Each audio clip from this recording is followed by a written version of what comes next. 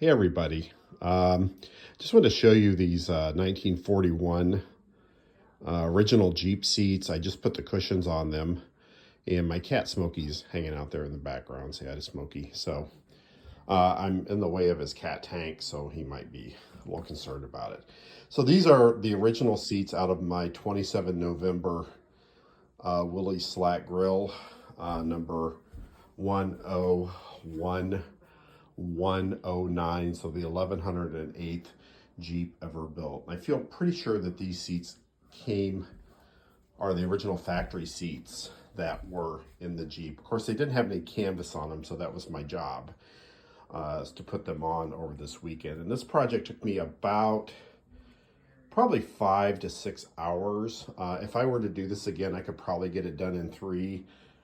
There's a lot of measuring and remeasuring and marking and rechecking. There's Smokey again. Rechecking and making sure that everything fits. And it turned out okay. There's a few little minor imperfections, but I don't think there are any imperfections on my part that would probably have been rejected by a government inspector at the factory. And you know, this was the first 10 days of Jeep production. So they were still probably figuring things out then. So the canvas seats were actually made by All American Canvas, Manufacturing and Canvas, Nick Hopper. Nick is a self-proclaimed World War II canvas geek, and he retired from the Highway Patrol, I believe in Washington State, and went full-time, and now he makes probably the highest quality World War II Jeep seat covers in the world, based upon his research. So let's just kind of go through these. First off, these are all the tools I used. It was basically just a marker,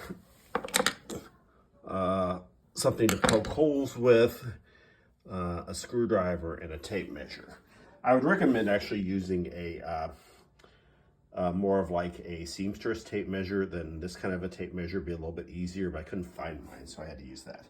Okay, so this is the driver's seat, and these are the Type 1 seats that were originally used from the start of production in November 41 until July of 1942. My 1942 Ford GPW number 48315 has the same kinds of seats. It would have been one of the last ones to use that, but this would have been at the beginning of the production run. So it's basically just a foam rubber pad. It's not very thick. And then if you look, there's a zipper on the front of these. It goes all the way down to the side. And the purpose, and there's a bunch of extra material here. So the purpose behind that is that you could open it up and put things inside of it. Typically, it would expect you to put a blanket in there. The whole purpose of the blanket is these Jeeps did not have heat.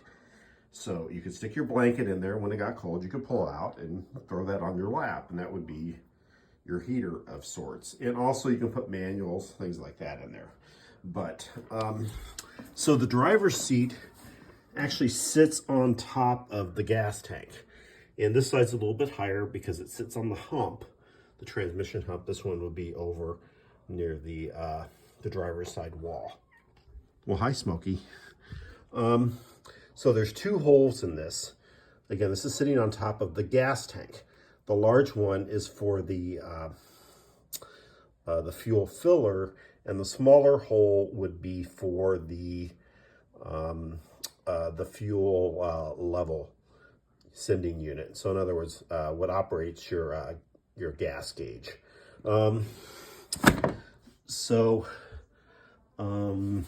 One thing that's a little curious about this one is I feel pretty sure that these are original seats, although I've not checked. And very early on in the production run, after several thousand, so this would be one of the very first ones made, is that they extended the height of the seat 1/8 of an inch because they changed the gas tank. So when I got this, it had an aftermarket gas tank in it. So when I put it back to an original correct World War II standard type gas tank, we'll see if these sit off the floor any. They may be bent, or maybe it'll be just fine, so I'm not sure. The other thing is, on the back of these, there goes a like a stone guard that goes into several of those holes. Okay, so that's the driver's seat. Here's the passenger seat. And again, it's basically the same. There's nothing sexy about the bottom of this. That's interesting. But on the underside of it, it's got footman loops. So this, I know, look at it, Smokey. That's where you would put the summer top when you folded it up and didn't have it on the Jeep.